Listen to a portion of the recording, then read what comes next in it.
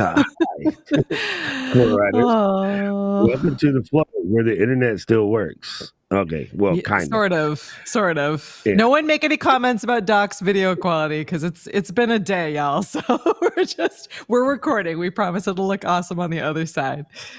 Well, I mean, and we have zero control over that. So I always find it funny when people say that in the chat because I'm like, what is the host going to do? Like, you cannot go out and like rub two squirrels together and fix it. So there's really nothing that the person can do. So you're just bringing up nothing. Like you're just It's letting very yourself true. having yourself a voice because you like seeing yourself in the comments. That's Very true. basically. Well, we should. I want to say because I'm sure people will ask, and I see comments coming through today. If you are watching this live recording right now, or you watch it in the next little bit, Facebook and Instagram and some other apps have been up and down and everywhere in between today. So it's a bumpy day. So we at Ecamm do not have any answers for you on what is happening, other than we are all just watching and waiting and seeing. So so just hang in there. Hang in there if it's a bumpy day for you. It's a bumpy day for us too. It's national news, so you would figure Yeah. that people would know, but for Yeah. somehow they don't, and somehow it's Ecamm's fault. So Hey, no, that's I why. will say no one has blamed us, so we're okay right now. But just in Don't case you're say like, wait a that. sec, what? No one is blamed. Don't Knock on wood. No one don't has say blamed us. that. You know it's coming. But Anyway, if we're, this stream goes down, you'll know why, and we promise we'll solve it later. But internet's been doing things today. yes. Let's get it going today we're going to do a recording, as you know, and once we get this thing started, we're going to bring in our guest. We have a cool guest today. She's been Ecamm fan for a hot minute. You guys know her. But yeah, she has some cool stuff to talk to us about. So yeah, let's just kick it off. Let's not tempt fate with the internet. Yeah, nope. And see, all of y'all that be sitting on like gig bidirectional, and then the day it slows down to 800, you complain. The internet is like, really though? All right, then take this. So true. All right, So true. all right. Let's count it out. Wait, I left my key all the way the heck back here. All right, let's count it Oh, out. I'm coffee all day. Heads up to Ovidia. Love you guys. Mm. Oh, downstairs, Ovidia. Mm-hmm. Oh yes. All right, cool. And I had a cup of Ecamm coffee this morning. I think we have like 3 bags left, so you should buy it if the internet works. Anyway. Swing on over, merch.ecamm.com, right at the top. Grab your coffee. Super limited release. And 5, 4. Aloha, Flow Riders, and welcome to another edition of The Flow. I am your host, Doc Rock, along with my awesome co-host. Hey, everyone, it's Katie. I don't know. It cracks me up every time. Every time we have to laugh. Gang, we are going to do something cool today. We're going to talk to our friend. We're talking about podcast project management along with Evie. So we're going to ask Evie. We're going to ask Evie. And if you don't know Evie is like our go-to when we're like, oh, things are really disorganized or not working the way that they're supposed to. And Evie was so patient in getting us all set up with our amazing ClickUp account, which now like Caleb and I and Paul and sometimes Doc just live and die in. So thank you, Evie. It was so much fun. I'm like, oh yeah, we did that back in the day. And then I get your email to send over my information for the webinar coming up, for the summit coming up. And I'm like, that's a ClickUp form. That's a ClickUp form. Yes. Evie rubbed off on us in all of the best possible ways. So efficiency for the win. Efficiency for the win. I love it. The funniest thing. Doc will come back. I'm sure at some point. Like, yeah, we are not doing Doc today. We told you it was going to be a bumpy day, everyone. So it's going to be a bumpy day. I can hear you guys completely fine. You can't hear me? Oh, no, try again. You disappeared for a minute, but go ahead. Oh, all right. Anyway, so I find it hilarious that every once in a while I'm either traveling or watching a show, and there'll be like a train in the background, and there's a ClickUp thing, and I don't think about ClickUp, like because they do buses and trains a lot and all over the world, and I don't even think about ClickUp. I think about Evie. Every time I see it, I go, "Hey, Evie!" And it just when I see the logo, I go, "Hey, Evie!" So that's kind of a big deal. Just want to let you know. Yeah. Actually, and before we jump in, we should just give a second to say that Evie is now a published author. So where can we find your book, Evie? It's called, so for those of you listening, it's called The Basics of Mastering ClickUp. So if you're like, wait a sec, I need some help. A, you're in the right place. And B, what everybody listening is missing. I'm kind of like hiding behind my book right now. Yeah. So The Basics of Mastering ClickUp, pretty much if you head over to Amazon and you just pop in ClickUp, you're going to find it. It's right there. You got the Kindle version, you got the printed version. Whoop, whoop, 2 years in the making. Oh my God, this was going to get in here. But yeah, we finally hit the publish button on December 12/12. Yeah, made it happen. That's super exciting. Congratulations. Thank you. We're here today to talk about project management as it relates to podcasting. And I think most of it comes through in the guest management and guests and maybe episode planning as well. But how do you approach getting started with thinking about project managing your podcast? And everyone should be thinking about this. Even if you're like a solo podcaster and you have no team helping you at all, you should still have a project plan. So what are the first steps, Evie? What I always tell everybody pretty much with any process, so just as applicable for your podcast, is just take a pen and paper. Don't overthink it. We're going to get some nerdy today. Don't get me wrong. There's a lot of tools. There's a lot of things we can do. Start with pen and paper.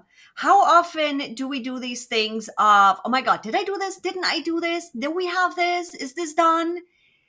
The easiest way to really get started is write down the steps you need to take to get this thing done and get it out of your head. Yeah. So from there, yes, it's physical. You can't share it. It's still there. You can't easily just set it on automated recurring and all those fanciness.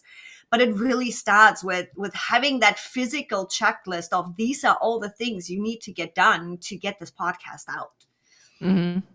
And we have, so if you've been ride or die with us from the start here at the Flow, we do have our own fancy dancy, fancy pantsy checklist. You can actually walk through and check off all of those kind of getting started with your podcast checklist. But yeah, I think you're absolutely right. Having it just like in front of you in some way, whether that's a whiteboard or a notebook or however you rock, that's the way to get it kind of initially out. But there is like a pretty set checklist for getting started with podcasting. So that part's probably the easy part.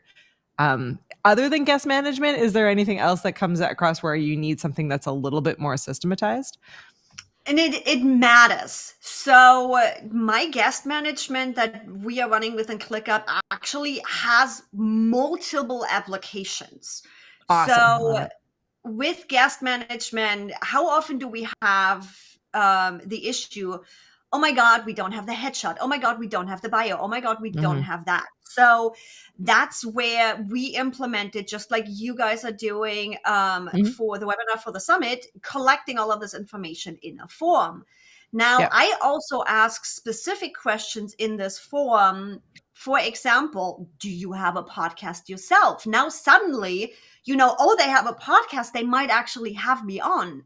So now it's not just guest management. It's a possibility for me to guest on their podcasts. And then secondary, I also have a question in there that says, do you have somebody else that should be on?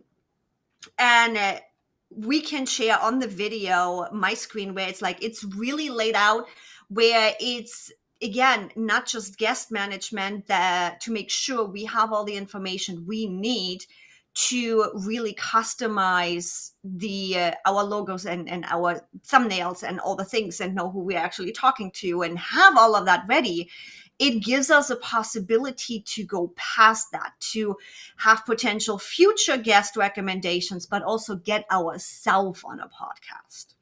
Yeah, which I think is really huge because most people who are in the podcasting space, if you're not already thinking about this, you absolutely should be thinking about where else can you put yourself so that your podcast, amplifies its reach as well. And, and having these kind of mutual relationships, I think we called them back in the day pod swaps, But the idea of like, I'll be on your show, you be on my show is just a really nice, easy way, especially if you have friends who have shows, it makes it kind of an easy place to start for getting your show more out there and getting more guests onto your show if that's the goal that you have. So yeah, I think that's really smart. That's where tools like Podmatch comes in. It's kind of like Tinder for podcasters. There's several of them out there, but you should definitely look into that. And I think it's super important that, especially if you're trying to grow your podcast, that you start by being a good guest. And the underlying thing about being a good guest is that while you are traveling the internet, going to all these different shows to become a guest upon, you learn workflow techniques from other shows that you should implement and you didn't know you should implement. Right. So I first found out, this is crazy. I've been podcasting for years, but the first sort of be a guest on my show experience that I saw that was really epic was actually Evie. This is circa 2000. I was a guest on Evie's show, and she says, okay, I'm going to send you an email, and then you just fill this thing out and you come back. Now, I've sent bios and headshots all around the planet at this point. Evie came with like a dossier, and I was like, hold up, girl, what the heck is this? And you do all these things and you press it, and it came. And she was the first person that I was on the show that gave you back all of this swap stuff. Swipe. Sorry, I'm mixing my German words. So then it had all the swipe content. It's like, hey, I'm fitting to be on Ask Evie, and I was like, hold up, what in the hell? And so I remember I asked her back there, well, how the heck did you do this? She goes, oh, ClickUp, and I was like, click what? And then she goes, oh yeah, it's this thing, blah blah blah, blah. And that was the beginning. That was like way back in 2000. So what Doc is talking about is the complete flow. And if you are watching on YouTube, we can share screen for you to see what exactly I'm talking about visually too. What happens is when a guest submits this form, first of all, they're getting the confirmation saying, hey, we got everything. If you were chosen to be guest, we're going to get back to you.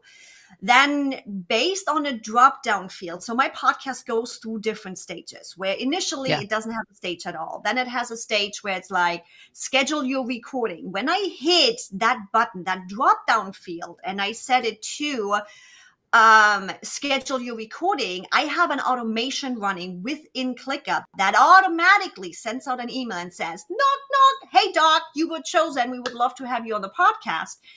And they are getting an email with the scheduling link because I don't manually schedule. I have specific recording days, and it's run through a scheduler. So with that, they get the scheduling link and it pops in there. Cool. I have another automation that then brings in that task so I can just get my dates right. It becomes a subtask. We're getting too nerdy with that one. It just makes the workflow a little bit easier. By the time I have recorded with them, literally, we are done recording, I set that podcast stage to recording done, and they get an email again, automatically, customized, with their name and all the things. Again, through ClickUp that says, hey, thank you so much. Had so much fun recording with you. Would you mind leaving a review for my podcast? And if you have somebody else you think would be great on the show, here is the link. With that, also the whole task management happens. Hey, we need to grab the raw files. Hey, we need to edit all the things that are happening behind the scenes. All those subtasks get automatically attached to that episode in my ClickUp. It's all happening automatically. All the people are already assigned. All the due dates are getting set. And by the time my team is done doing all their things and they say, podcast scheduled, another email goes out, and that's where the magic happens that Doc just talked about too. We use ClickUp for data storage too, meaning there is a lot of fields in that task that has the YouTube video link, that has the blog link, that has the transcription link, that has the Google folder link where all of the assets are in, with the thumbnail and with the story graphic and all the stuff.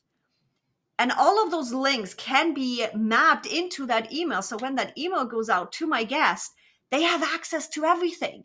And I'm like, You want to use the full video recording and create your own short form content? Knock yourself out. I have all of my social media links in there so that when they share stuff, they can easily tag me and know exactly which account to tag.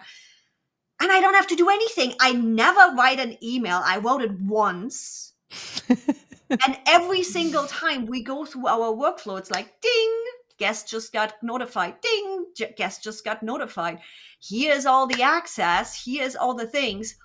I don't even create Google Drive folders anymore for our episodes. All of it is automated. It is incredible. And I think what's really cool about this particular system is that, you know, we've done episodes before on automation, and automations in general can come across as feeling really kind of big or techie or complicated, but this is a really like direct, easy one to start off with. And I know Doc is laughing because he hates when we use these words, but like if you're the person, push back. I just want to push back really quickly. Listen, this one is a pet peeve of mine. There is nothing with your microwave is techie. I know, but hang on with me, Doc. Techie. Everything is techie. So if you keep saying that, you're blocking. You got to stop saying that. Everybody got to stop saying that. Your car is techie. Your car will not let you slide. When you slam the brakes, your car will go dunk, dunk, dunk, dunk, dunk, and stop the car.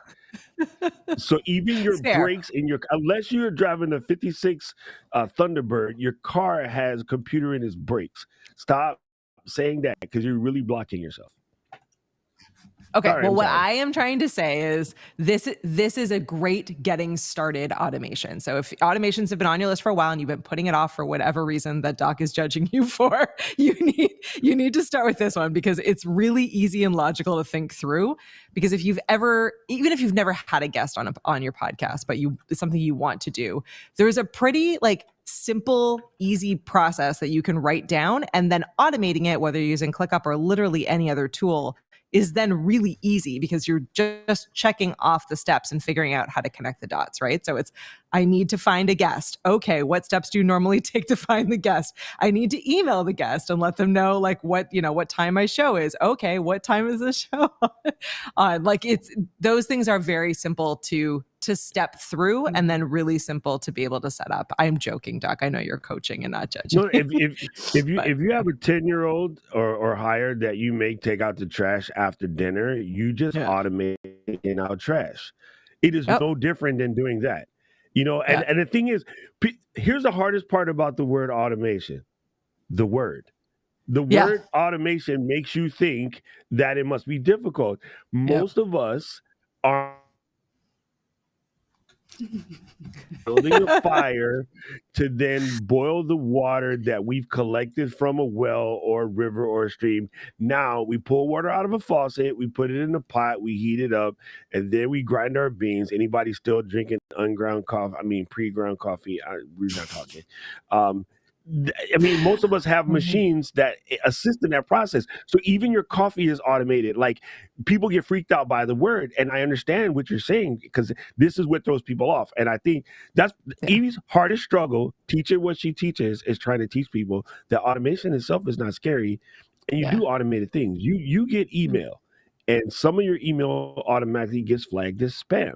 So even though you didn't set it up, you have tons of automation in your everyday life. You just don't realize it. Yeah. And it's we run on automation. Our habits is nothing else than an automation. You don't think about anymore how to brush your teeth. You don't think about putting on the seatbelt when you go in the car. How often, if we drive the same route, how often it's like you're just an autopilot and you're just going. Our habits are automations, and have fun with them. Don't get me wrong. There's enough automations out there that are a pain in the rear end. Just go on LinkedIn. Just go on LinkedIn and check your messages.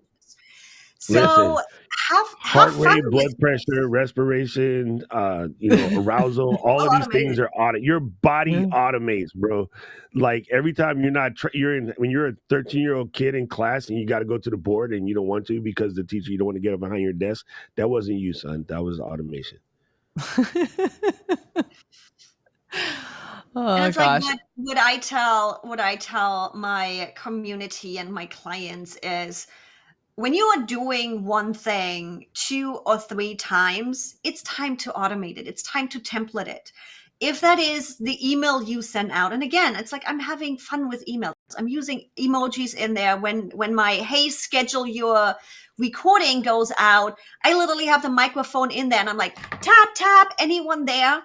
I say in my support tickets to come off of the podcast for a second. In my support tickets, when they get a reply, it literally says on the bottom, hey, it's Eva, my automated bot within ClickUp that replied. Evie is going to get back to you. Have fun with it. Yeah. Everybody knows that we are using automation, that we are using technology to make our life easier, to be able to be a host and show up and not have to worry about all the admin stuff. Just have fun with it. Yeah, absolutely. And I do think that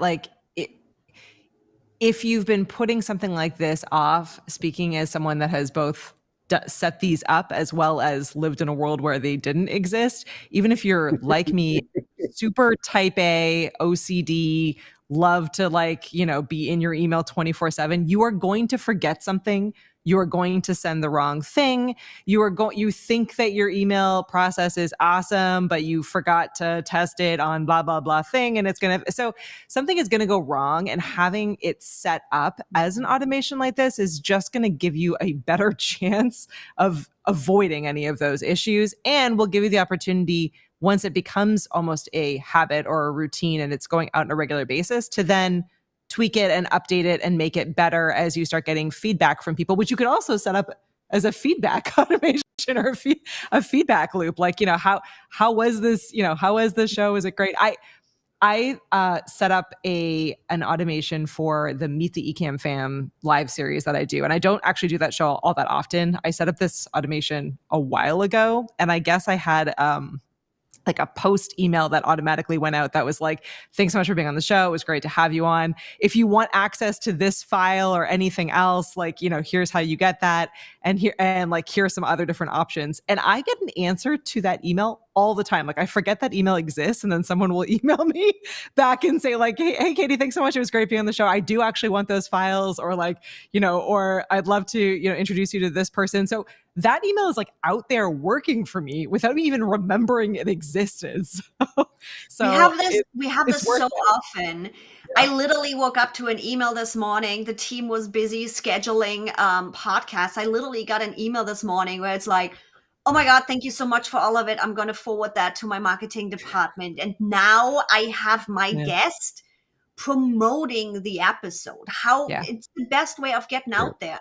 And how often do we forget to ask for a testimonial, for a review, or those kind of things, because we are so in production. And it doesn't matter if it's our podcast or if you are actually a live producer. How often is it that we don't ask for our testimonials from our clients, that we don't ask for the podcast review, that we forget to set out the files?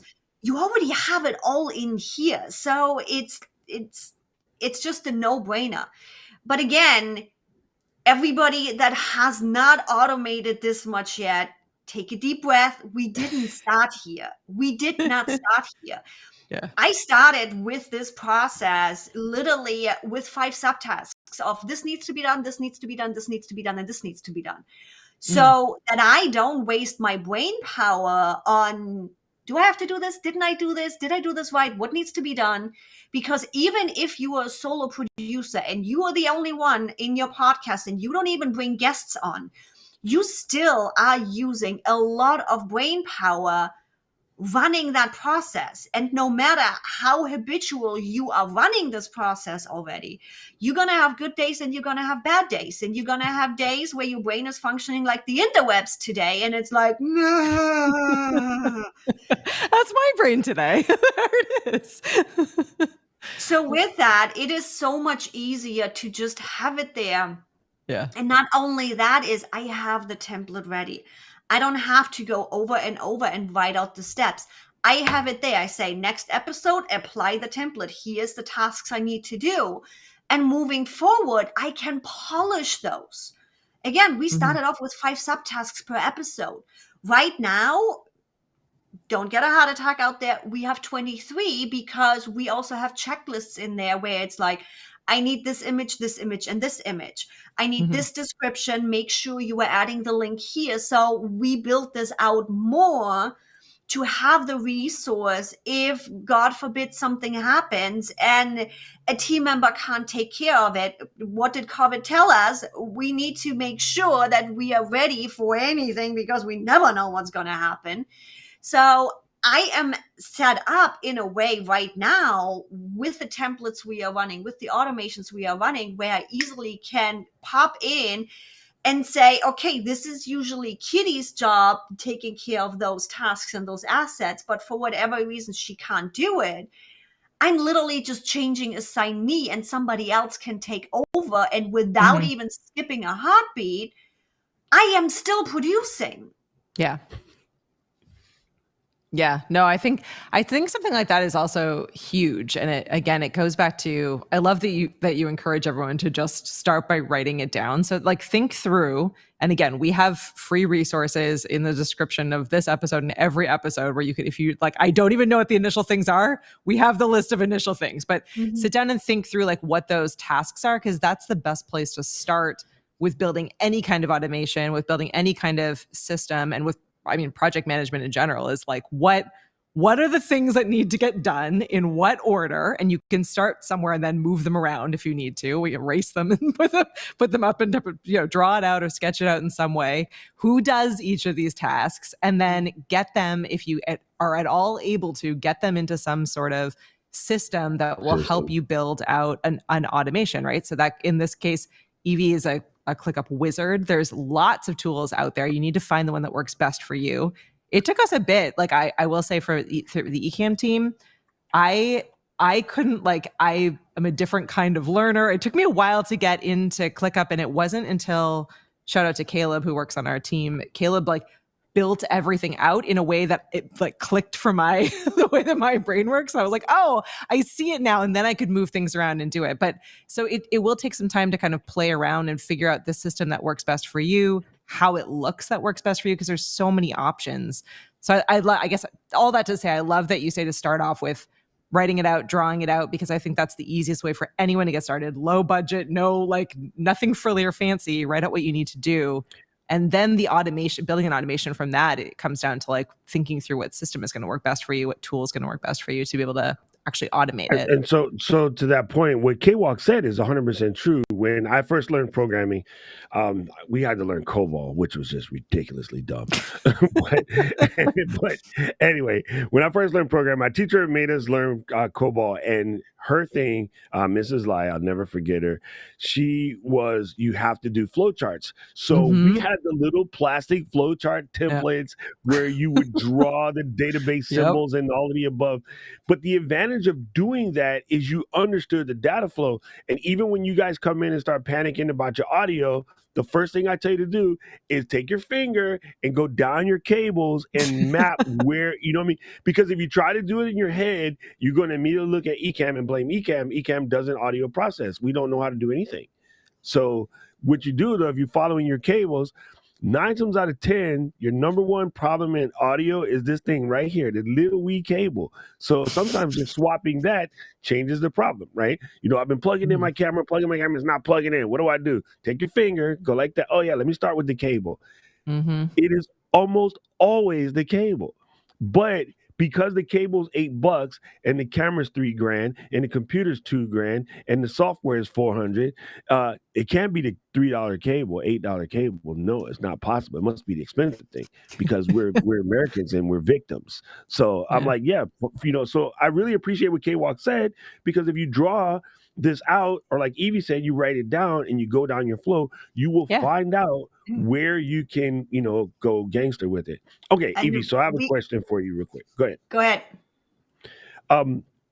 For someone who is say not even going to go down the ClickUp train, they just want to do their first automation, right? It used to be we would tell people to use IFT. And then it became Zapier, which my brain still wants to call Zapier because I think it's the sword. I think it's the Zapier. Fight me. Right? The But just the crazy situation of that is even that's been changing. A lot of people are talking about Make and some of these other tools that are out there. So, what would be one thing that almost everybody probably should automate, and like how simple is that? Simple as automation is get yourself a scheduling calendar. I cannot believe how many Yeah. people still don't have a Yes. scheduling Get calendar. yourself a Calendly or something similar. There's like a bajillion of them out there. So true. And it's like, so how we run automation. So forget about whichever process, doesn't even matter. How we run automations, the first automation is a calendar, period. If you're still spending 5 emails, 10 emails for and back to get the right time for an appointment, really, how much time are we wasting? Get yourself a calendar. Secondary is your task automation. We are not even going crazy into Zapier or Make or whatever task automation, because every single time you have to think about, am I doing this? Am I not doing this? You wasted just how many seconds, and those add up. That little stuff adds up so fast, especially because your brain needs to be switching from planning to doing to planning to doing. We're not even going as crazy as creative and then analogical and all the things. Even just planning and doing, switching your brain is going to cost you time. When I say task automation, it doesn't even have to be a project management tool. It can be as simple as having a recurring task on your Google Calendar that blocks out half an hour in the morning to clean out your emails. Mm-hmm. Yep. It can be that simple. Next step is then more of the serious project management automation, from actually get yourself a project management tool. Am I going to preach ClickUp? Yes, because Trello, you're going to hit a glass ceiling at some point, because you can't scale at some level anymore in Trello just because of how it's built. And do I love ClickUp? Yes, because of the reason that Katie mentioned earlier. I can adjust how ClickUp looks and works for you, no matter if you are creative and you like the Kanban style. If we need more of a time, if I build custom views, I'm not even going to go down the road of explaining all the different ways of how I can show data to you in ClickUp.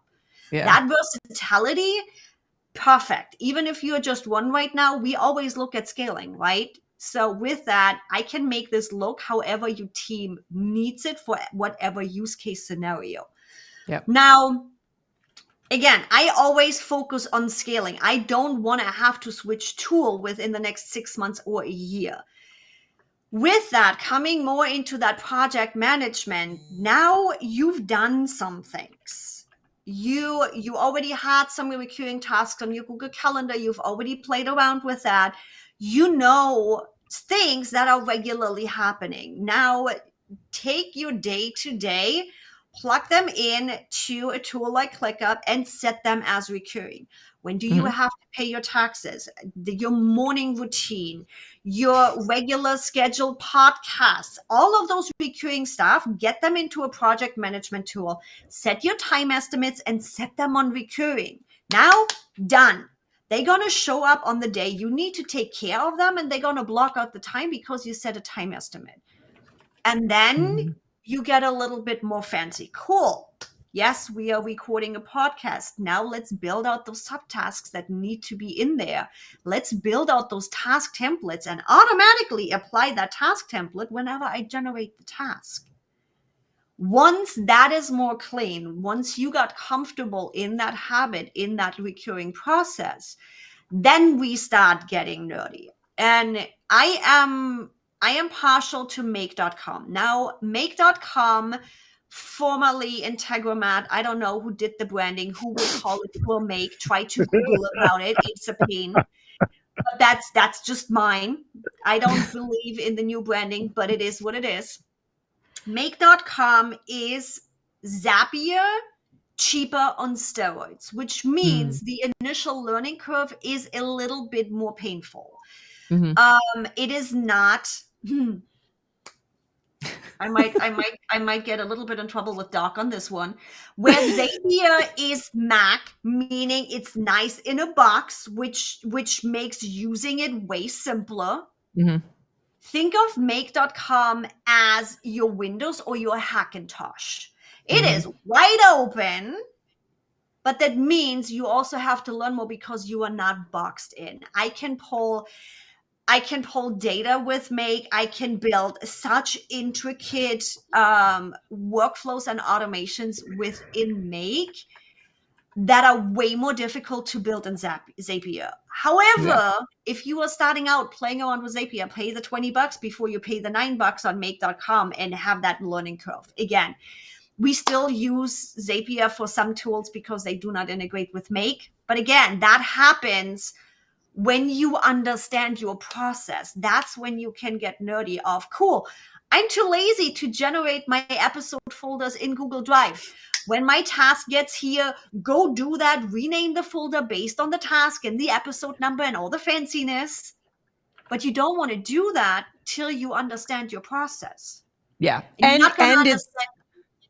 And it also needs to be repeatable. So I know that many of us out there are really guilty of being like, oh, I do this thing and I do it most of the time this way, but then sometimes I also do it this way, or I change the time. Or so a lot of what's awesome about really like setting an intention to get better at project management is that it forces you to do the same things on a regular schedule that are repeatable, that then become very set it and forget it, that then become automationable. That then become easy to automate, right? Because you've built it out, you understand what the process is, what the system is, you've gotten into a point where it's repeatable and it's something that you could just automate and forget about because you've done the same thing every single time. So stop doing the most. I'm speaking to myself as much as to everyone else, but stop doing the most. Stop changing your mind. So yeah, but figure out what it is. Draw a line in the sand on what your process, what your flow, what your system is, and get it down somewhere in paper or whatever it is that you can see it. And then figure out okay, I'm committing to this to the point that I'm going to set an automation, a process around this. I'm going to commit to a schedule. I'm going to set reminders at it's going to be, this is my system. And then, let it run for probably at least a few weeks, if not a few months before you think about making changes to it or messing around with it. Cause it's like anything else. It's one of those things where you get into it and you're like, oh, ClickUp has all these features and you can get really distracted. Right? Yeah. You got to put the blinders on, start with, like Evie said, please, I cannot convince you of this enough. Please, please, please start with something as simple as calendars. So something as simple as whether it's booking guests or you're just setting it for yourself for if it's just your show and you're doing it by yourself, start setting recurring tasks and reminders through your calendar and through, whatever system works best for you so that you can get into that habit. Cause you'll see from there what else you can, and you will, there'll be tons of other things you can add on, but that was game changing for me. It saved a ton of so much time that I thought I was fast at, and I was just wasting time doing thinking about what I need to say in the email. That's the same email out to everyone, but I'm making it say different things for ridiculous reasons. One of the building systems is just again, driving a car or brushing your teeth. In the beginning, it's gonna be a fight. It's gonna be oh my God, really? I said I'm going to do this. So now I'm trying to figure out how to brush my teeth and do the thing. And then once you do it often enough, it all happens on autopilot. And that's exactly what happens with repeatable systems, where you don't think about it anymore and you can stack on top of it. Now, repeatable systems are the same idea as habits, the same idea as stackable habits. You start with one thing. Cool. Now I figured out how to brush my teeth. Now I can add listening to an audiobook to it. Or I follow it right back up with another habit that I want to bring in. And you can start stacking those things. And you are not going to burn yourself out. You're not going to overwhelm yourself because it has become a repeatable system. It has become a habit. It is going to take you less brain power and less time to do the things now because you got in the habit of it and potentially even took some manual labor off of you. And You can even take my Google Drive automation. We have the generation in Google Drive where we got the folders and everything. So now I don't have to deal with that anymore. We have that the other way around too. I have somebody that generates my thumbnail, my story image, and my feed image. I want this SEO based because we use these images in blogs too, which means the graphics need to be SEO optimized based on the title of the show. Guess what? I have a form where they're submitted and I have an automation running that renames them based on the episode name, attaches them to ClickUp so the team has readily access to it, and backs them up in the associated Google Drive folder of that episode. Now, again, did we start there? No. My team had spent all the manual time initially on making sure, is it named right? Is it where it's supposed to be? And then I still had to prove it and check that the naming convention is right so we didn't screw up our SEO on the blog. By the time we had tested this a couple of times, yes, this is what we needed, I jumped into make.com and I built the automation. And ever since, I'm like, I don't have to check it anymore. I don't even have to prove it because I know Make will tell me if something went wrong because we might have had a weird punctuation or whatever in the title. Make tells me, hey, you broke it. I'm like, cool. What happened? Awesome. There is the issue. Fixed it. Rerun it. Done. The hours this has saved me to get to this point, invaluable. And I want to do just run back and remind people. Listen, I know that tools like ClickUp and Trello and Notion and all these guys, they all have Kanban boards that you can build, right? But you can literally do that. You can really literally do it with Post-it notes. Get yourself a stack of multicolored Post-it notes and then draw and just go right to your wall. And you can literally just sort of stack them because that's what that visual effect is for. And it's to remind you that you can't get to one underneath until the one above is done. And it's kind of a flow. And video like that had questioned, is Kanban Japanese? Yes, it was part of the Toyota system that was built in just in time. Kan is empty time is empty, like in Kanpai means empty cup, Kanban empty times, and then ban means time or after or whatever.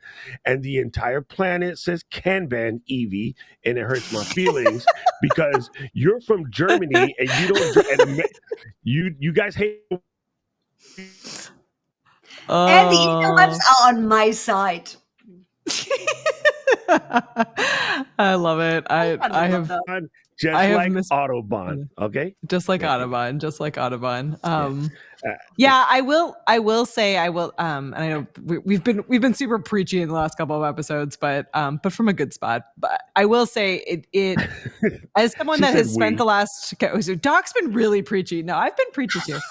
But for the last few years, it took me way longer than it should have to realize. And I come from a writing background, so this is ridiculous that it took me this long, but it took me longer than it should have of spending time in tools, whatever tool it is, trying to think through what my system is when I'm in a tool. And that is not the way to do it. You have to write it out, draw it out, think it out, talk it out, whatever, out away from your computer, put down the computer and the phone and the iPad and the technology, step away and think through what you're actually trying to accomplish, because that in many cases is what's blocking people from getting it done, is that they don't actually know what the big picture is, what the system is, what the process is. And then if you don't know that and you haven't spent the time thinking it through, all of these tools and systems feel really impossible. Like they all feel like, like they do a ton of stuff, and that because they're all meant to be customizable. So and that's exactly, I love that you brought that up. That's exactly where when people come to me, it's like, ClickUp is not working for me, and I'm like, sorry to tell you, but you don't know your process. You're not working for ClickUp. Yeah, exactly. I'm like, ClickUp is so customizable. It will tell you within 5 minutes if you know your process or not. And we start everything on a whiteboard. I'm a whiteboard person. We start everything on a whiteboard, huge, big ass, and literally just map it out. As Doc mentioned earlier, process mapping.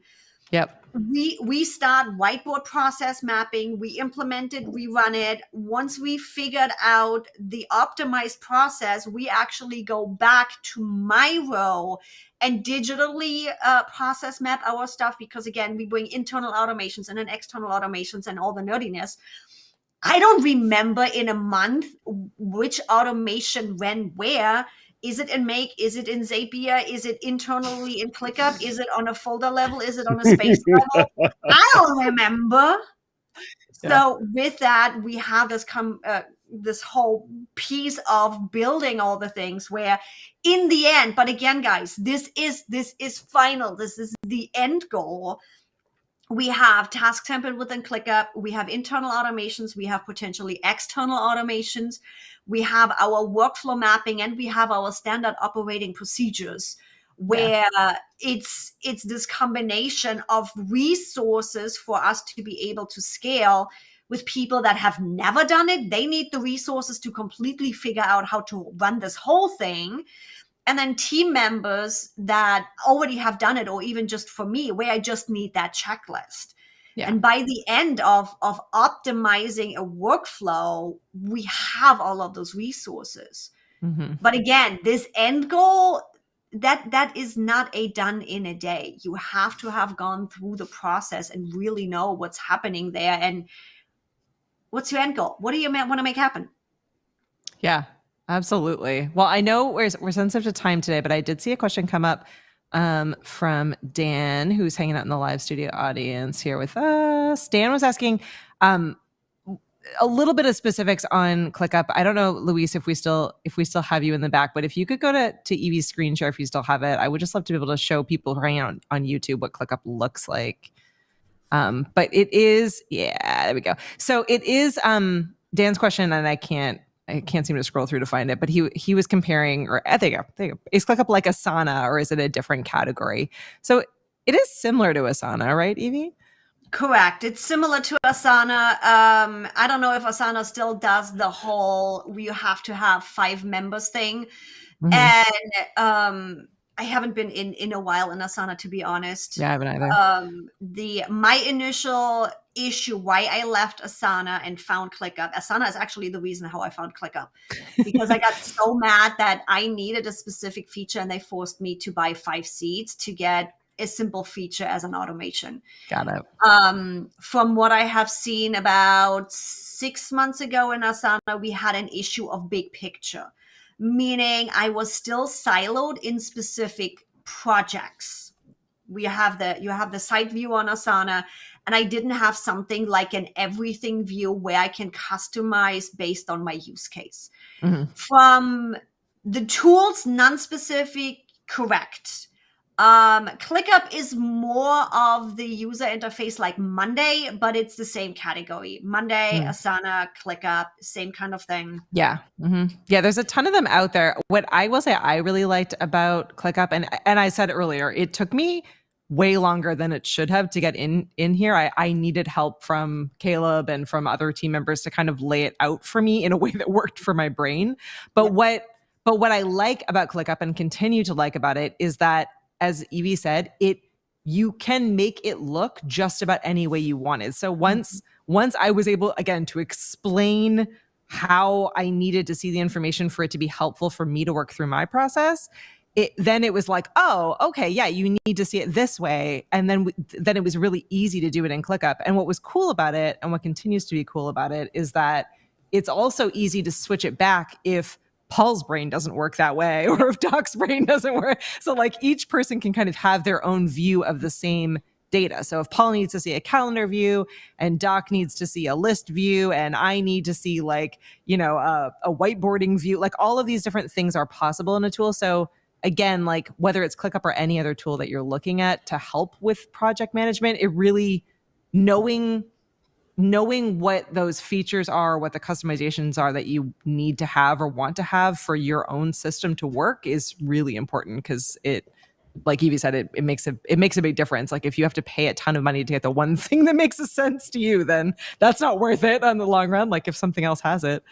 And what Katie is talking about is you can even take that to another level. So when I work with clients or in my community, and the honest accomplice, you also ask about, there is a whole bunch of videos too that dives deeper into this process. I know we are running out of time, so I want to just give you a really quick idea, visual, what I guide my clients through, or Katie. It's, you don't just need information differently displayed in like calendar or Kanban or list view. It is also specific use cases. So Yeah, exactly. Yeah. in the folder, if I go in here, I have a list view literally with all of my different types of quote tasks that I have in here. I have my wish list. I have my general submissions. I have the podcast going on. There's a whole bunch of stuff in the folder. For the podcast, I barely ever in the folder. I then have my list of submissions. These are submissions that came in through my form. And as you can see, some of them have been emailed to schedule their recording. Now, going in here, Doc mentioned that Podmatch. We are actually on Podmatch. Let me refresh this really quick. I have a field that identifies people that came from Podmatch because I want to follow up with them, because Podmatch pays me to have Podmatch guests on the podcast. Yep. So now with that field that they came from Podmatch, I know that I have to follow up on Podmatch to get my affiliate payment. Yep. Then once they scheduled, they come over into the scheduled view where I have all of my upcoming shows. Then in here too is there, it shows my guest possibilities. Everybody that said, yes, I would have you on here. I don't need to know what's happening on my podcast. I just need to know that they can have me as a guest. And that's also where it's like my guest referrals. Right now, we have all of them moved over, meaning when they fill out a field that says, hey, I have somebody that could be a guest, it's in here.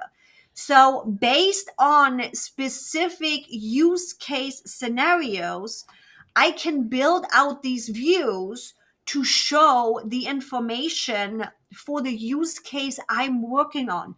Am I reaching out? Yeah, then I'm going into EV guest possibility. And guess what? I automated this thing. By the time I hit a button in here and I say, hey, I want to be guest, there's actually a custom field for that. And I say, hey, I want to be guest, they get emailed automatically. I don't have to touch it. It's this based on use case. And that's where I come in and ask Katie, I'm like, okay, what do you want to do? What are you doing right now? Are you scheduling a podcast, or are you reaching out to come on a podcast? Cool. We are scheduling a podcast. Awesome. What is the data you need to see to get this done? And based on that, I built this thing out however I wanted to. And that's where the magic happens. Oh my gosh. Well, if this episode was helpful, sorry, Doc, one sec. If this episode was helpful, we will drop in both later today into this description as well as into when we release this podcast episode. Evie did an entire series on this for Ecamm. What was it, a year or two ago? So you can still, and those videos are still highly relevant and helpful. So we'll drop that all in if you want to dive deeper into specifically into ClickUp. Also buy her book. but yeah, be able to jump in and learn more. But I mean, I think even just the bigger picture stuff is really helpful as a reminder for people. Sorry, Doc, go ahead. I was going to say, one of the things that comes up is like, oh, well, how much is this going to cost? I have heard from many, many people, and I remember this myself, that the free plan of ClickUp is extremely powerful. Yeah. But when you decide to change, it's like $7 for it's really not expensive. Yeah. It's kind of surprising. $12 for like, the grown folks plan. And even at $12 a month, you like never really run out of that. Like, so it's kind of crazy because it's probably too cheap. It's probably too cheap. To give you guys a really quick idea on the pricing, and I have a video on that too. If you find my pricing video on YouTube, you figure out how to get my custom coupon code and saving money too, by the way. The free plan is perfect to play around. The downside on getting serious about your podcast and running it through ClickUp is the free account has a limitation on custom fields, and custom fields is where the magic happens. But again, it's like even if you look at the monthly price, because yearly is always the cheaper one. Even if you look at the monthly price, the unlimited is $10. Find my pricing video on YouTube and you'll get a coupon where this is 20% off. Yeah. So it's real doable. It's the time you are saving yourself building this out, which might also have the template available. Not that I'm just on a side note. Thanks, Tom. With that, it's like you guys have all the resources. You have Ecamm's seminar, webinar, summit, all the same to me, coming up, where I know there will be some magic for that. You have the Ecamm series that we did with Fast Forward. You have my YouTube channel. You have Ecamm's resources on what you actually need to do to get started with the podcast. It's all there. You have the resources available to you. The question is, how tired are you of doing all of this manually and wasting all the time? Hit that applause button. That's incredible. Thank you so much, Evie, for hanging out. I'm always like, it's great. Kind of even though I have a lot of this set up, it's always great, like being face to face with you, because it reminds me of all the things I'm like, all right, I was going to do that, like more check boxes, more automations to get things just in a better spot. So I appreciate it. Just pay attention when you're like, oh my God, do I have to do this again? Let's automate it. Exactly. Where I'm like, where did that email go? Why did I not send that? I'm like, why did I not automate that to just go out? Yeah, exactly. See, now you guys understand why Evie identifies with Wonder Woman. She's badass. Yeah, right? Absolutely. I love that shirt. All right, Doc, take it away. All right, guys, if you want to find out more information, you can always go over to flow.ecamm.com. That is flow.ecamm.com. You can do things like leave a review. You can ask us a question by leaving us a voicemail. You can type it in. You can do all the above. And you can subscribe wherever your podcast getting is got. And they changed the word subscribe to follow. But anyway, you know what I mean. So you go over to flow.ecamm.com. And also, we'd like to thank our lovely sponsor for today, Captivate. Captivate is where we host this and other shows. Like, it is my favorite hosting platform. It does all the cool stuff, but mostly they work on a growth mindset so they can help you grow your podcast, and find more followers. See what happens when you try to switch subscribers to followers? That's the word. Anyway, so go and grow your podcast. It's my new Filipino version at captivate.fm. And there you go. That's it. It's another flow in the box. All right, guys. You know what it is. And nephew Aiden, here you go. You ready? Tio's going to do it. Flow Riders out.